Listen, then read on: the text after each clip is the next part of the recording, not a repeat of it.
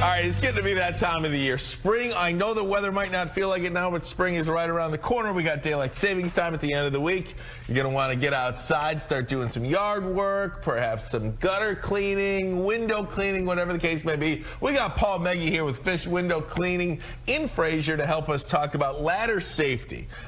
We all remember the Clark Griswold scene in Christmas Vacation when he crawls up, it falls down. That happened to me, although I wasn't that high, Paul, but nonetheless, ladder safety, where do we start? Well, first thing is you got to realize how important ladder safety is. Every year there's about 500,000 people injured on ladders every year. 300 of them are fatal. So we want to make sure that we want to be very safe on our ladders. At Fish Window Cleaning, we're already receiving those phone calls to schedule the spring cleaning. We do the windows and then we do the gutters for them and other services as they need them.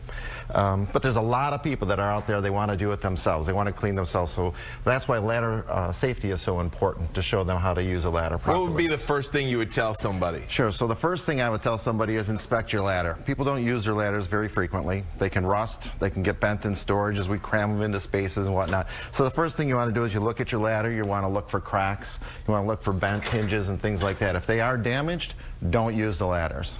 Not even a little bit. Not even a little. Not even a little bit. It's not worth your injury or your fall. Now, what about placement of the ladder too?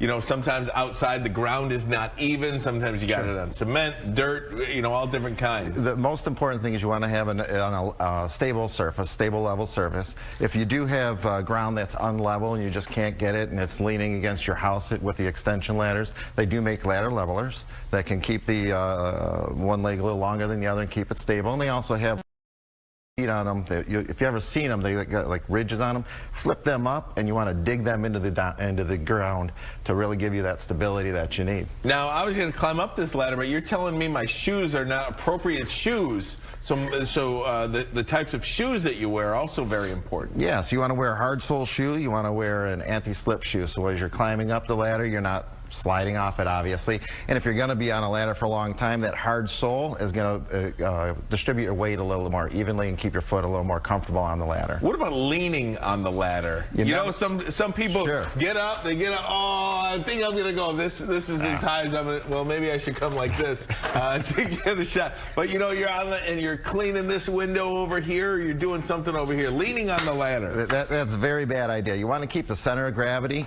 on the centered over the ladder. Move the ladder. It takes a little longer to pull the ladder down and move it over to get that extra spot, but it's better for your safety. You don't want to lean on it. You want to keep 3 points of contact when you're climbing up and down and when you're working on the ladder. So that means as you step up, 2 hands on the ladder, put your next foot up, move your next hand, move your next foot, and so on, and going up that ladder, keeping that 3 points. When you're at the spot where you want to work, you can lean into the ladder and do what you need to do.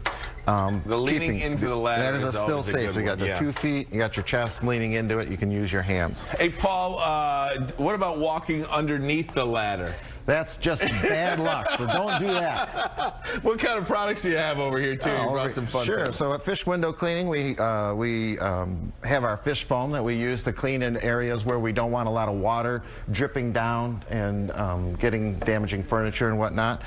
We also have a natural fish cleaner. This is 100% natural. You can actually drink it. I haven't. I've spoken to someone who has. It says it tastes very bad, so I don't recommend it.